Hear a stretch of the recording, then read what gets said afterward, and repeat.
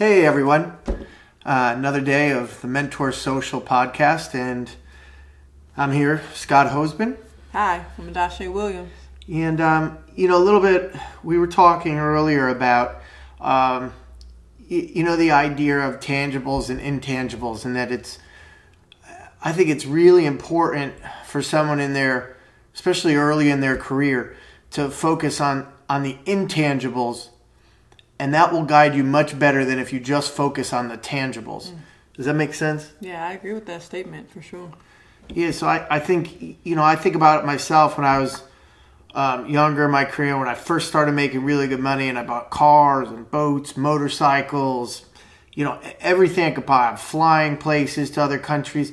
And, those tangibles, it starts to wear out. You're thinking, man, this isn't it. And then the focus should really be sort of on the intangibles. Like if, you don't want a pile of cash just for the sake of the cash. You want the pile of cash so that, you have a feeling of security. Maybe that's what you look for. Maybe it's your time, because your time's the most valuable thing you have, as everyone says. You can make more of anything, but you can't make more time. So, money and that security brings you time, but you want to look at, when you're buying the fancy car, you're not really looking to buy the fancy car. Mm-hmm. You're looking to buy prestige. For some reason, you need that feeling from other people to bring you that, where they say, "Ooh, look, they're successful." And you probably will find that when you get that, and you get that to that position where people think that, it becomes not that important anymore. So you want to really analyze, what your intangibles are that are the reason that you want the tangible objects. Yeah, the first thought that comes to my head is more like when I hear intangibles and tangibles, I think of your why. Yeah. Like, what is your why? Now, everything that you said in between there really comes down to why. Why are you getting that car? Oh, because, it's a status level. People look at it like, wow, look, they're doing something. They're successful. That's your why for doing it. So when I just think about it, it's like, what is your why? It's like you kind of base it off of that. That's your why. Like, however you guys want to go about it and look at things, it's always coming back down to why, the intangibles and tangibles. Why are you doing what you're doing? Yeah, no, I think it's, and if you could do that early on, you probably could skip, some less valuable parts of your life or career focus, because, you may be looking for all of this money to have more time, and then you take a career that's known to be working 12 or 14 hours a day, and it never has less time of worked available. Right. And then you end up sort of, missing your target. Yeah, I completely agree with that. Yeah. So I guess, what are some of the things for you that you would feel are, the intangibles that you look for in your career, and why you want to succeed? I'd say a big thing now will be around like family. So doing something, I know we speak about it often, but having time, with our child. Time is a huge thing. So being able to focus on work at a certain point in time, but I can also take that hat off of okay, work mode is off. I'm all done with that. To be able to say, okay, we're not worried about, financials, all that stuff. Is anything you could possibly think of. And we can have just that genuine time. I know a lot of people, we've discussed it, how people I wish I had more time with my kids, but everyone was working so hard, they lose that time. And then at the end of it, their kids were 18 and off to college, and now they really don't have time because they're gone and out the house. So I know I hear from a lot of successful people that I worked so hard to give everybody everything that they needed, but I lost out on that valuable time. So I look forward to me personally, I don't ever want to lose that time piece, How about you? Yeah, no, I think, time is a big one.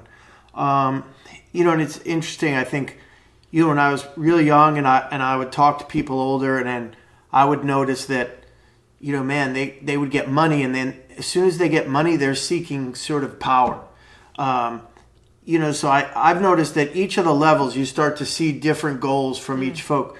So I notice, people first, when they want money. When you don't have money, they want money. Mm-hmm. When people get the money, then they want power. Mm. Then they might want prestige. Mm. Then you'll see a number of folks, when they have everything that you can think about in that tangible world, and, guys that I've talked to that are billionaires, and, they're in their 50s, 60s, and for them, it's about legacy. So it's funny. For me, the biggest intangible now, I think one of them is, time, in the sense that I just want to spend time with our daughter. I mean, if I could spend 24/7 just being in family mode, I think I would do that. I really enjoy it. But I think another, outside of that, it's legacy to me. What impact did you leave the world after you're gone? When your physical body leaves, what's left of you? What's that memory? So I think, I like to learn from people sort of that are further ahead from me. So I'm trying to get ahead of it and say, okay, I think you really got to start working on what's your legacy, right? Or at least for myself. And I think that's a useful thought for a lot of folks, because, if you can start at a young age worrying about something that it takes most people decades to get to, you may be much more fulfilled in life later on. Yeah, no, that's awesome advice. I agree with that.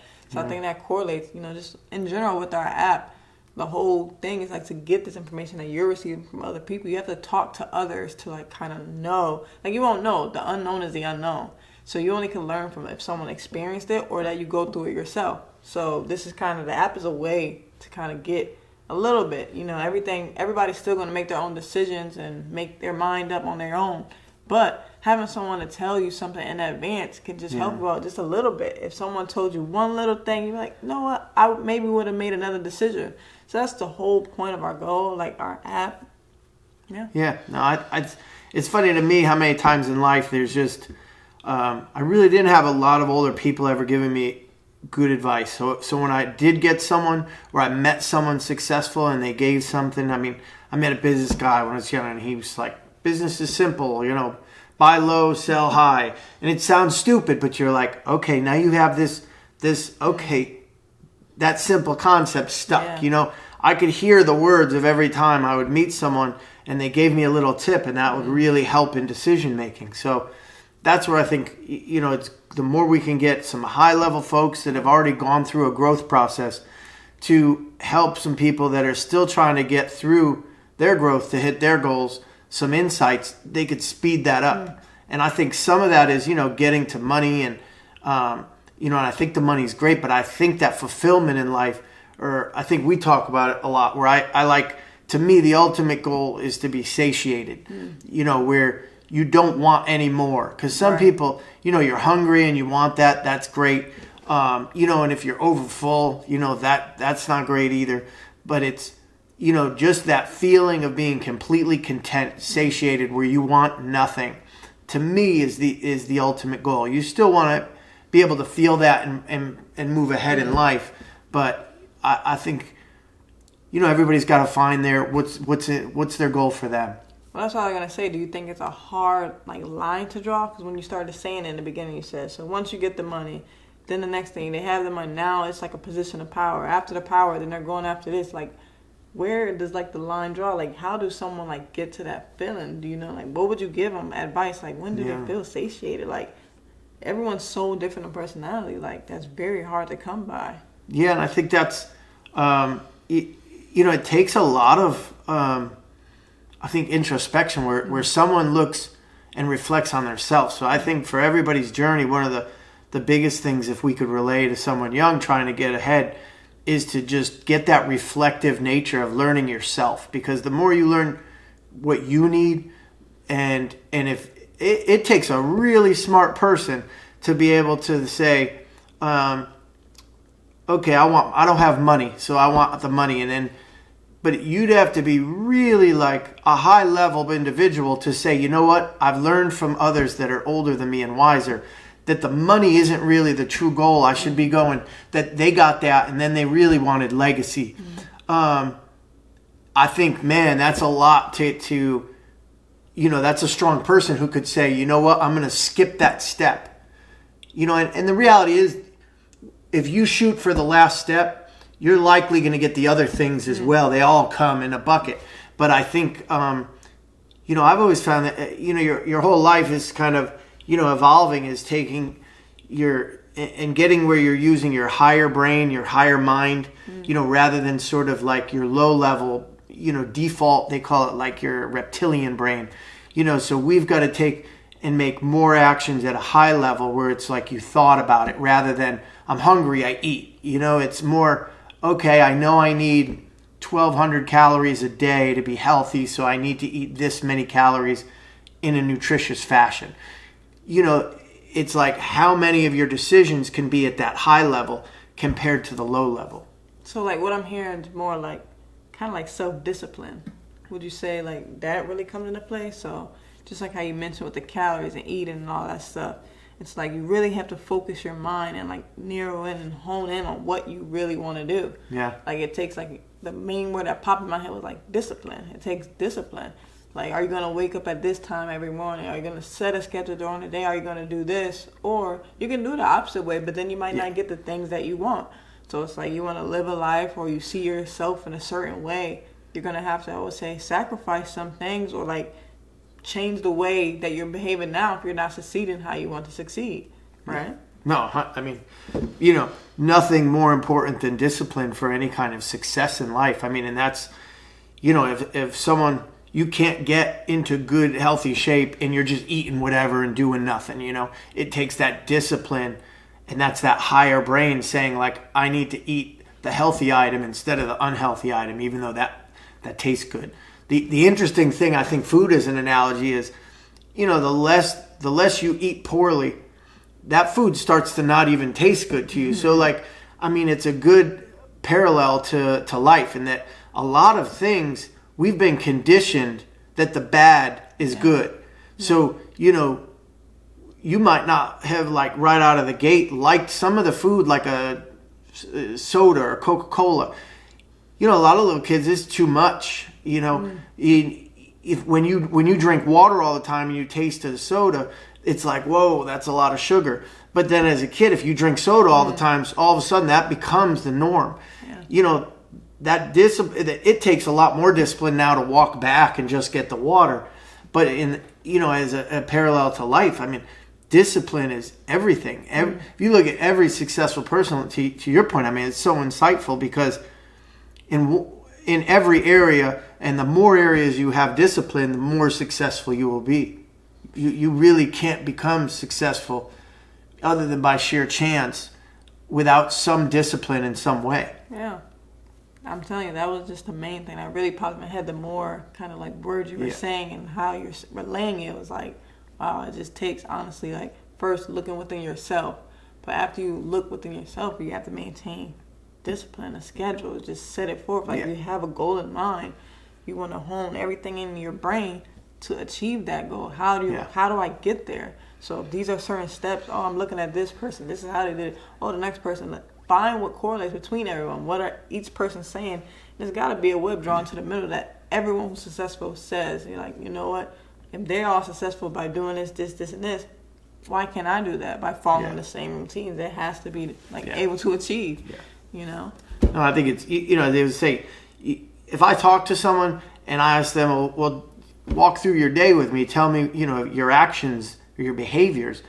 You can tell where they'll be in a year, 5 years, 10 years. You can't be, you'll have so many people that there's $100 in their bank account, but then they're watching 3 hours of Netflix a night. You can't afford to watch Netflix. They look at it like it doesn't cost them anything. But the reality is that's costing you thousands of dollars. If you look in your bank account, there's $100,000, $1 million, $10 million, you can look and go, I can afford to watch Netflix. It's not the $20 a month that you're spending. It's the hours of your time that you're spending and not doing anything to move yourself forward. If someone's overweight, I think, you can't afford to sit there and eat a bunch of ice cream and not go exercise. If you're in good health, you eat well all the time, and you say, okay, hey, let's have some ice cream, you can afford that ice cream. But you can't be obese and then say, well, I can afford this. It's, a little bit. No, you've already gone. Your body's telling you, like, hey, you can't afford this. So I think you really have to look at people's behaviors and I don't even think other people's behaviors. You need to look at your own behaviors. And if you want something that you don't have, you got to start doing things that you're not doing. You got to change those behaviors, and that takes discipline. Yeah. So I think, one, I guess it's, if we summed up kind of our thoughts that we talked about today is, one, I think if you're young and you're trying to get ahead, or really anyone, and at every level, really try to figure out yourself and find out what intangibles that you're looking for, and then think of the tangibles as the vehicle. So your intangibles are the destination. Those are Disneyland. The car, the train, the bus, the plane. Those are the vehicles to get you there. So and that's more where a lot of those tangibles are. Those are the vehicle. I think another thing is, think about your actions and your discipline. Those are just huge and key in sort of getting ahead. Yeah, I would just say like our main word for this podcast tonight would be like self-discipline. So and higher level. I think it's very big. Having those. Make more of each decision with your higher level brain. I think there's. Think about if you make 100 decisions in a day. Right now, are they all coming from a low level where, oh, I like that person, I want to hook up? Or is it, oh, I think that's a person that would be nice to me, we would make a good partnership? That's high level. Like, or I'm hungry, I'm going to eat, and I just jam in my mouth, versus, okay, it's about the right time, I'm going to have this healthy food because that's good fuel for me and it's healthy for my body. The number of decisions you make that are higher level are going to bring you to a higher level. Yeah. I think that was a great whole concept for tonight's podcast, for sure. Yeah. So, as always, thanks for watching us. It's fun to go along with the journey all together and move the idea of mentoring and just helping each other get ahead. We look forward to hearing any of the insights you have. You guys email us. Hopefully download the application Mentor.Social, or go to the website Mentor.Social. Thank you. Thank you.